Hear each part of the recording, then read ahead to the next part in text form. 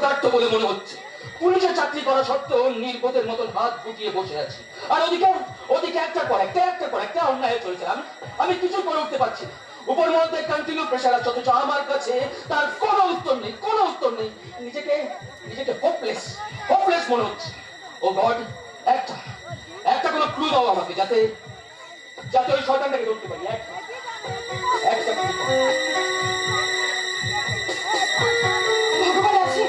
ভগবান আছেন বলে সেদিন বাবিকে হসপিটালে এডমিট করতে কোনো সমস্যা হয়নি। মামা যে কেউ তো ভাবতেই কষ্ট হচ্ছে।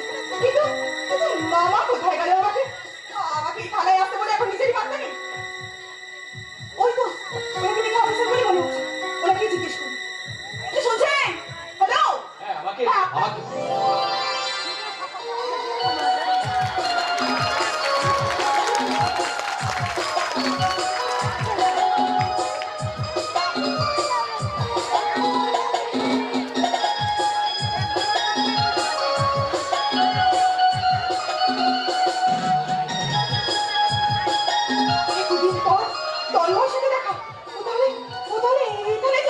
প্রগতি হঠাৎ এই থানাতে? আচ্ছা, ও কি এখনো আমার অপেক্ষায়? মাঝপথে সবকিছু ফেলে কোথায় যে চলে গেল। তাহলে কি লক্ষ্য করতে চলে মানে পুলিশ অফিসার হওয়ার জন্য সবকিছু থেকে নিজেকে সরিয়ে রেখেছিল? আমরা দুজনকে ভালোবাসার পরও আমার লক্ষ্য পূরণের জন্য থেকে আমি দূরে ছিলাম। কিন্তু আজও কি ও আমার অপেক্ষা করছে? আজ এতদিন পর ওর সাথে দেখা, আজও কি ওর মনে কথা আমার জন্য খোলা আছে? না, আচ্ছা ঠিক আছে, তুমি প্রথমে বলো। বলার তো আর কিছুই রাখুনি তন্ময়। আজ পথে সব যোগাযোগ বন্ধ করে দিয়ে আমার ছেড়ে চলে গেল। তুমি তো জানো প্রগতি, আমার লক্ষ্য পূরণের জন্য এটুকু তো আমাকে করতেই হতো। একবারও আমার কথা মনে হয়নি না? অনেকবার মনে হয়েছে।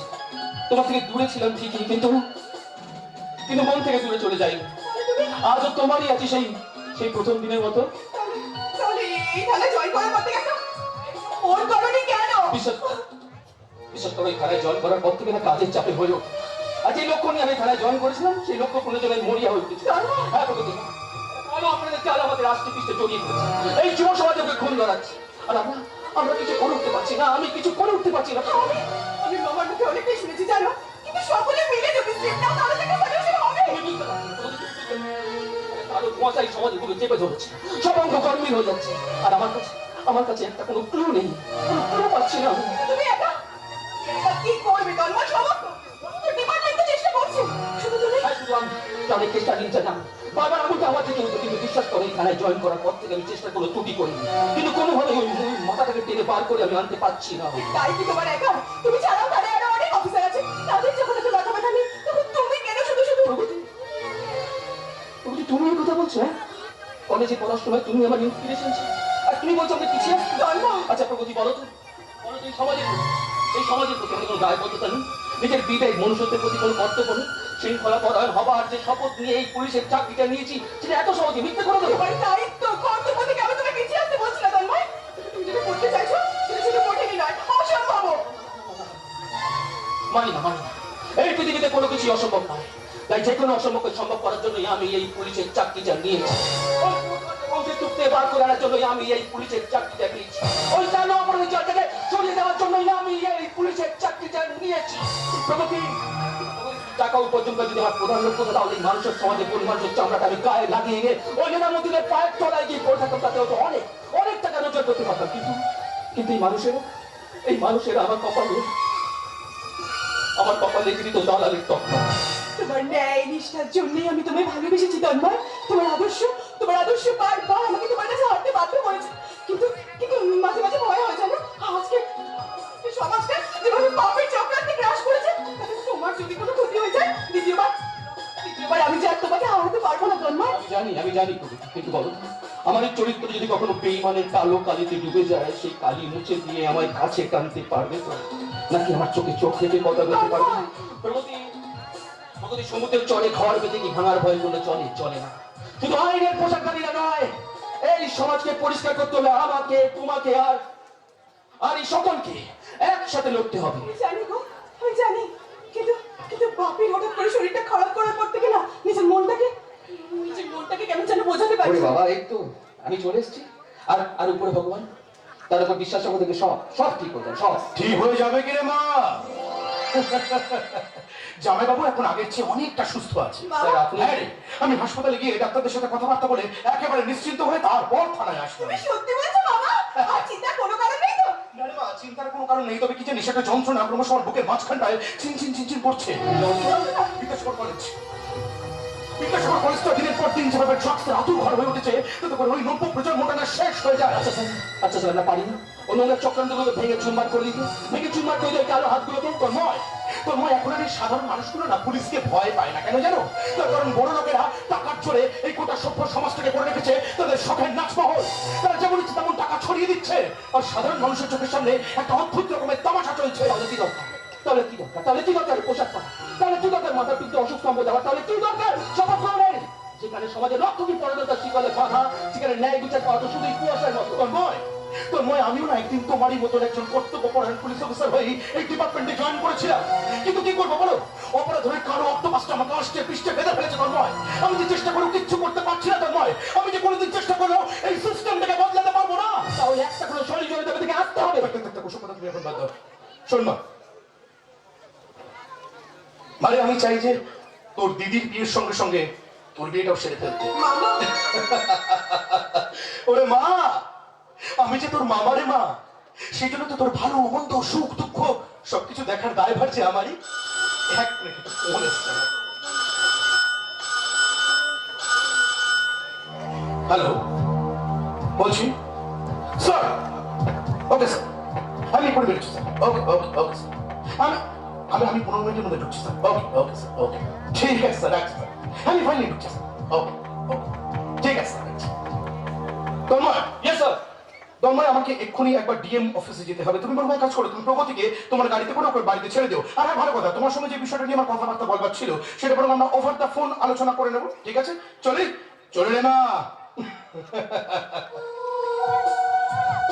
তবে জানবে প্রতিটা দুঃখের রাতের পরে কিন্তু একটা সুন্দর সকাল আসে। সেটা জানি বলেই তো আজ আমরা এত কাছে তন্ময়। পরিপূর্ণ ভালোবাসার স্বাদটা যে কত মিষ্টি তা এবার আমি বুঝেছি। কি করে? তোমায় কাছে পেয়ে কি বার? হারিয়ে যাবো অনেক দূরে। হারিয়ে যাবো কোনো স্বপ্নের দেশে, আর তোমার চোখে চোখ রেখে বলবো প্রেমের ভাষা। কি আর কি তোমায় ছাড়ছি, আর কি তোমায় ছাড়ছি, তারা শুনে আমি যে ভাষা কথা বলতে পারছি, আর কি তোমায় ছাড়ছি, আর কি তোমায় ছাড়ছি, আর কি তোমায় ছাড়ছি। I love you।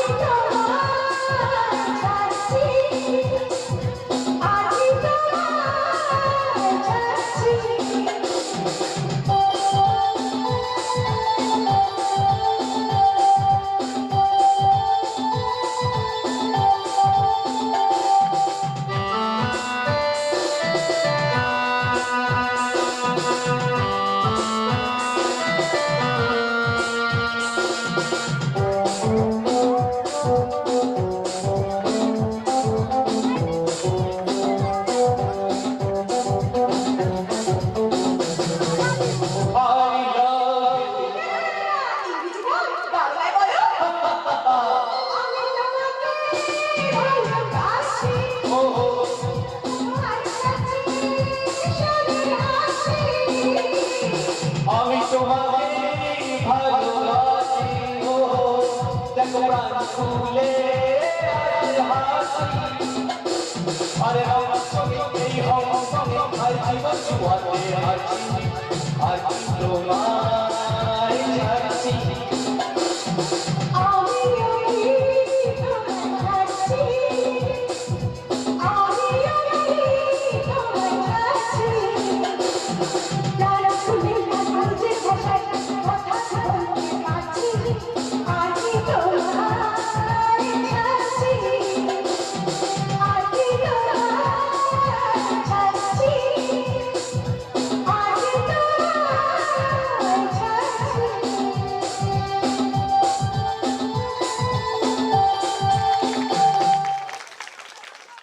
রাতের মধ্যে বাড়ি ফিরতে না পারলে তোর খুব তারা দেখছি অজিত। তুমি এসে গেছো। আসলে বাড়িতে বউটা থ্যালাসেমিয়ার পেশেন্ট, একদিন না একদিন মরবি। তা ওটা নিয়ে অত চিন্তা করার কি আছে রে? হ্যাঁ, তার থেকে মন দিয়ে কাজ কর, 2 টাকা জমা। বউটা মরলে একটা কোচিং মেয়ে থেকে বিয়ে করে নিবি? হ্যাঁ, এসব তুমি কি বলছো বস? বস তো ঠিক কথাই বলেছে আগে। না, ঠিক কথা বলেনি। আমি বলছি সঙ্গে 2 নম্বরের ধান্দা করলেও আমি আমার নিজের বউকে খুব ভালোবাসি। আরে সে তো আমিও সুনীতিকে ভালোবাসি, ভীষণ ভীষণ ভীষণ ভালোবাসি। তাহলে ওকে ছেড়ে দেবো নাকি রে, বরং মেলে দেবো। কাজের কথা বলো বস, নষ্ট করার মতো বাজে সময় আমার হাতে নেই। এই হচ্ছে এই তোর আজকে কি হয়েছে রে? আমার সঙ্গে কিরকম দুর্ব্যবহার করছিস, কি হয়েছে তোর? কিছু না। হ্যাঁ, আরেকটা কথা বস, আজ কিন্তু আমার টাকা চাই। এই সারা হচ্ছে বসের সাথে তুই এভাবে কেন কথা বলছিস?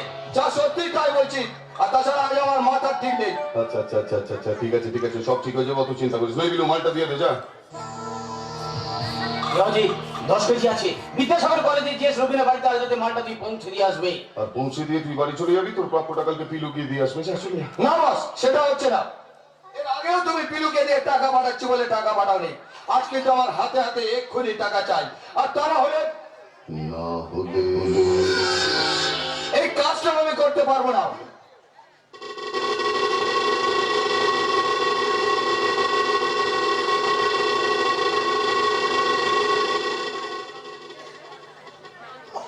ফোনটা ভাইব্রেট হয়ে গেছিল। অজিত, দীর্ঘ 5 বছর ধরে তুই আমার সঙ্গে কাজ করছিস। তোর সুখে দুঃখে আমি যতটা পেরেছি আমার সাধ্য মতন আমি সর্বদা থাকার চেষ্টা করেছি। আর আজকে আজকে তুই আমার মুখের উপর না বলে দিলি। এই না বলতে তুমিই তো বাধ্য করাচ্ছ বস। হাতে হাতে আমার টাকাটা দিয়ে দাও, কাজটাও আমি করে দিচ্ছি। অজয়, বহুদিন থেকে জমে থাকা মনের মধ্যে একটা কথা, যা কেউ জানে না, আজ তোকে বলবো। ছোটবেলায় আমার বাবাকে না খুন হতে হয়েছিল। কেন খুন হতে হয়েছিল জানিস? মাথা নত করেনি বলে। আর আমি আজ পর্যন্ত কারোর কাছে কোনোদিন ওই মাথাটা নত করিনি। এবার যদি আজকে রাতেই তোকে টাকাটা দিতে হয়, তাহলে তো হিসাব মতো আমাকে মাথাটা তোর কাছে নত করতেই হলো। এবার তুই বল ভাই কি করবো? আমি সেটাই করবো। তুই বল কি করবো? সেটা তুমিই জানো তুমি কি করবে। মাথা নত আমি করবো না, আর কাজটাও তোকে করতে হবে না। বিলু, আজকে রাতে রবীন্দ্র বাড়ি তুই মাল পৌঁছে দিবি, নেবে? অজিত, কাজটা কিন্তু ভালো করি না, যে টাকাটা ফিরিয়ে। যাও জিৎ, যা, তোকে আমি চিরদিনের মতন ছুটি দিয়ে দিলাম। আমার কাজ করতে হবে না, তুই বাড়ি চলে যা। এবার ধরো, গাড়ি চালিয়ে আমি সৎ পথে ধান্দা করবো। এই 2 নম্বরের টেনশন আমি আর মাথাতে নিতে পারছি না। কিন্তু হ্যাঁ রে, তোর তো ওই পুলিশের কথা নাম উঠে গেছে না? হ্যাঁ, না মানে তোকে যদি আবার জিজ্ঞাসাবাদের জন্য ডাকে, তুই কি বলবি, কি করবি? সে তুমি নিশ্চিন্ত থাকো বস। আমি পুলিশের কাছে তোমার নামটা কোনোদিনই করবো না। আরে দূর বলবা, পুলিশের কাছে তুই আমার নাম বলবি? বস, বলবি বলবি বলবি। আরে বাবা, এটা পাবলিসিটি যুগ, তুই আমার নাম বলবি, লোকে আমার নাম জানবে, আমার নাম ছড়াবে, তো ভালো কথা। শুধু বলার আগে আমার মুখটা একবার ভালো করে ভেবে নিবি। একসঙ্গে এতদিন কাজ করবি, আজকে হঠাৎ কি হলো, ফুট করে রেগে গেলেই চলে যাচ্ছিস। এরকম বুকের একটা কষ্ট হচ্ছে, দেখ জলও বেরিয়ে গেছে। অন্তত যাওয়ার আগে তোকে একবার বুকে জড়িয়ে ধরি। আরে ভাই, অন্তত শেষবারের মতো একবার বুকে, আরে ভাই। কথা দিলে কথা আমি রাখি আজি আজি, বলেছিলাম না না চিরদিনের মতন ছুটি দিয়ে দেব।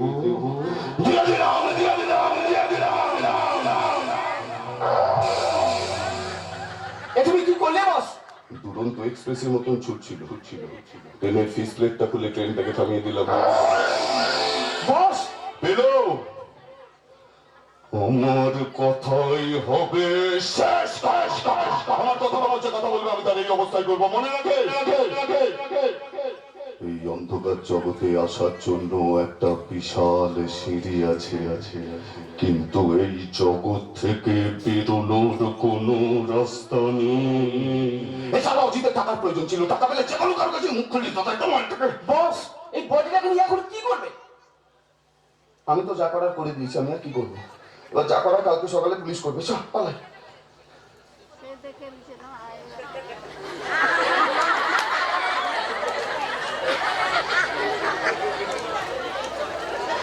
ওখানে কালো বোতল একটা কি নড়ছে না রে? কই, না তো বস।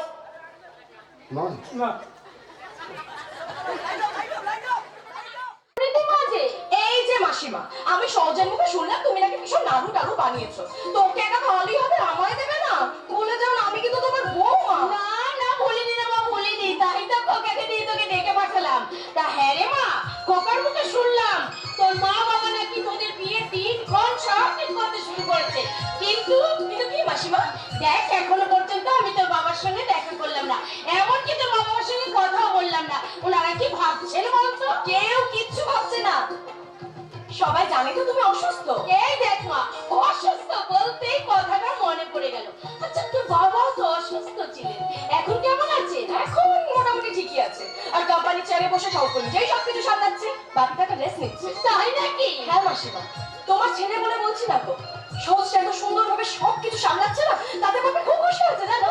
আমার সব ছোটবেলা থেকে লেখাপড়াতে ভালো, আমার স্বামী ছিলেন স্কুল মাস্টার, স্কুলে লেখাপড়া করানোর মাঝে মাঝে বাড়িতে গরিব ছেলে মেয়েদের বিনে পয়সায় পড়াতো। আমার সহজের শিক্ষার শুরুটা তো ওর বাবার কাছ থেকে। আচ্ছা মাসিমা, আমি না সহজের মুখে শুনেছিলাম জানো ওর বাবা মানে তোমার স্বামী নাকি বহু বছর আগে খুন হয়েছিলেন। হ্যাঁ, উনি তখন ঘরে বসে পড়াচ্ছিলেন, আমি ছিলাম রান্নাঘরে। হঠাৎ একটা চিৎকার শুনে আমি ঘরে এসে দেখি আমার সহজে এক দৃষ্টির বাবার দিকে তাকিয়ে আছে, আর ওর বাবা সেই রকম মাথা চেহারাটা আমি আজও ভুলতে পারছি না রে মা, আমি আজও ভুলতে পারছি। আচ্ছা খুনি ধরা পড়েনি?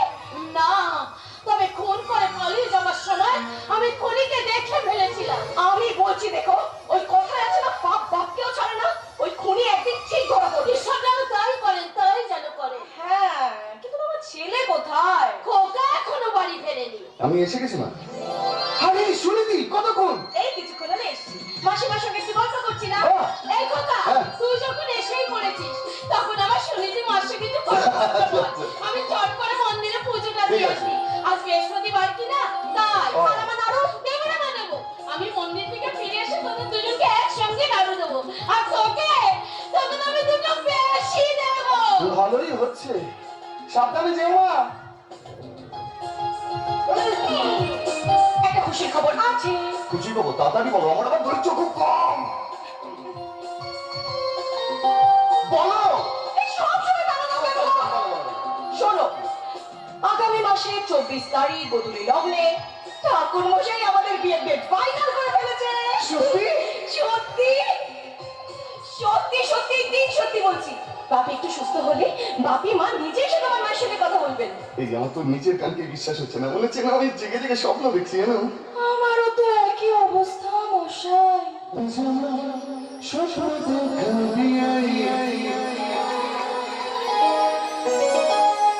এক নতুন গল্প শোনাবি না।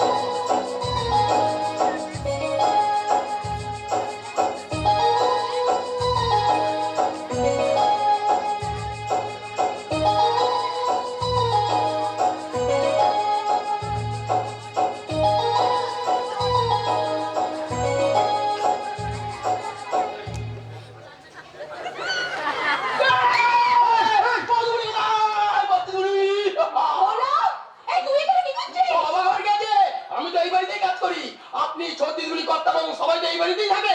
আমরা কেউ এই বাড়িতে থাকি না, তুই ভুল বাড়িতে ঢুকে পড়েছিস। ভুল বাড়ি না, বাড়ি কি আপনার গাড়ি লাগাম?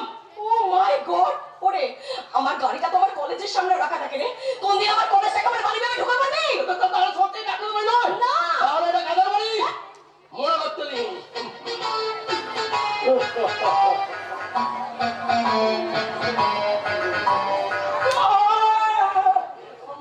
মনে পড়ে গেছে, মনে পড়ে গেছে, দেশের বাড়ি থেকে ফিরে এই পথ দিয়ে আপনাদের বাড়িতে যাচ্ছিলাম, বাইরে আপনার গাড়ি দেখে এই বাড়িতে ঢুকে পড়েছি। তাহলে এই বাড়িটা কাদের? এটা আমার শ্বশুর বাড়ি, আর ওটা হচ্ছে তোর জামাই বাবু।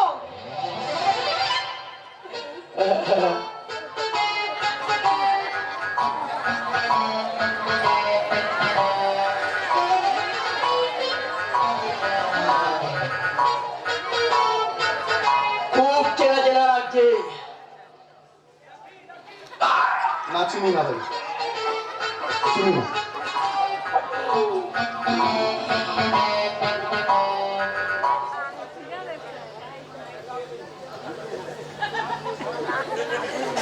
কোথায় যেন দেখেছি। কোথায় দেখেছো? ভাবছো কেন? আরে বলো ভাই, কোথায় দেখেছো? কবে? ভুলে গেছি। এই ভুলে যাওয়াটা না একটা রোগ, জানো তো? ও মিনিটে মিনিটে সবকিছু ভুলে যাও। ও তাই বলো। ওরে বলে পড়েটা, বলে পড়েটা। কোথায় দেখেছো? বলো কোথায়? আরে বলো ভাই, কাঁদছো কেন? কোথায়? আবার কাঁদো?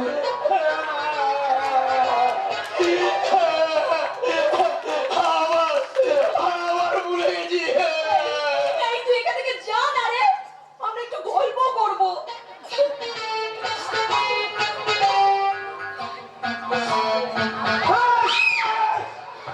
একে সে কোলে বেঁধে রাখবে, এরকম খোলা রাখবে না, কোনোদিন বড় বিপদ হয়ে যাবে বলে দিলাম। আশ্চর্য রোগ তো। আরে আর বলো না গো, এটা জ্বালায় না আমরা বাড়িতে সবাই পাগল হয়ে যাচ্ছি। তাই এবার তো আমিও পাগল হয়ে যাব তোমার প্রেমে। আর পাগল হয়ে কি করবে? পাগল তো যা কিছু তাই করতে পারি, তোমায় চুমু খেতে পারি, আবার তোমায়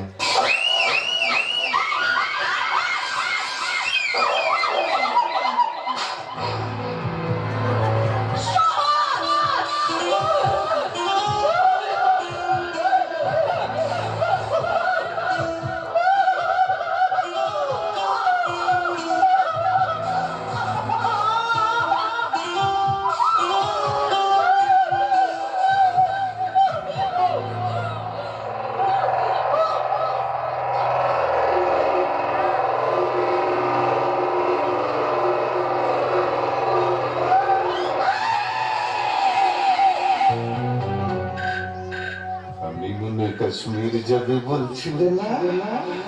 কাশ্মীরের চেয়ে ভালো জায়গা ওই স্বর্গ। তোমারই ওখানে পাঠালে। কি ভেবেছিলে? তোমার হিরো বিয়ে করবে, সংসার করবে। না না না, আমি তোমার হিরো নই। তোমার পুরো গোষ্ঠীর ভিল্লে। এসব তুমি কি বলছো? তুমি কি সত্যি পাগল হয়ে গেলে? না, পাগল তো আগে ছিলাম। পুরোটাই সুস্থ, পুরোটাই সুস্থ, পুরোটাই সুস্থ।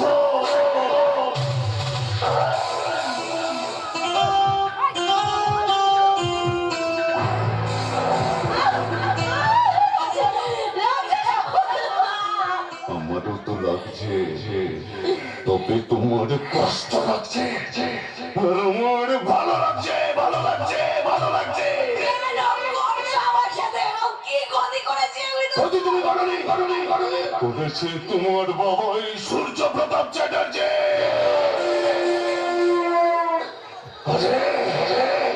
ভালোবাসতে না পারি, কষ্ট তো দিতে পারবো।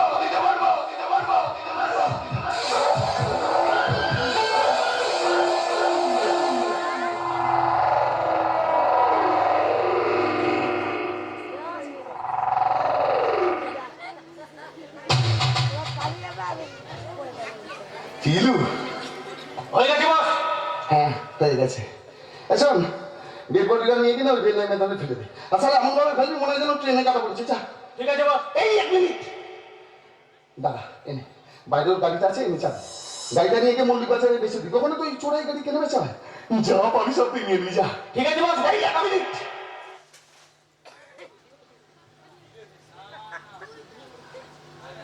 ওকে একটা চুমু খাবো। ববি পালে ভালোবাসতো কিনা? এই একটা প্যাথোস মিউজিক বাজাও তো।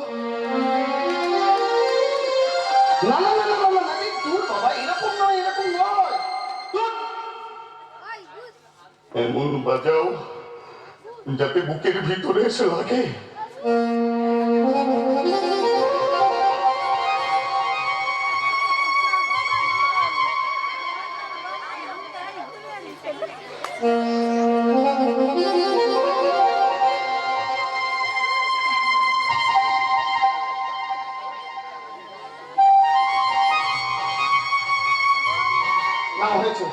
হয়েছে।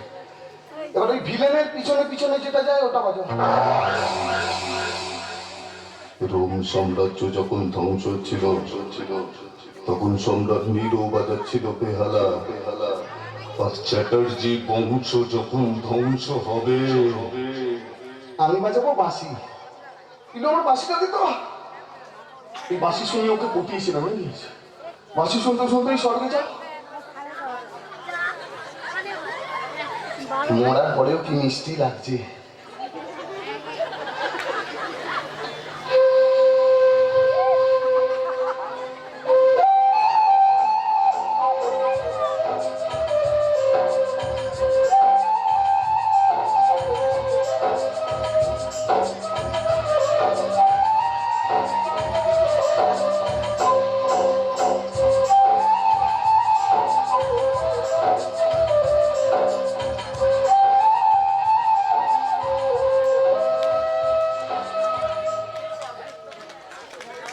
আমার এবারের টার্গেট আমি প্রগতি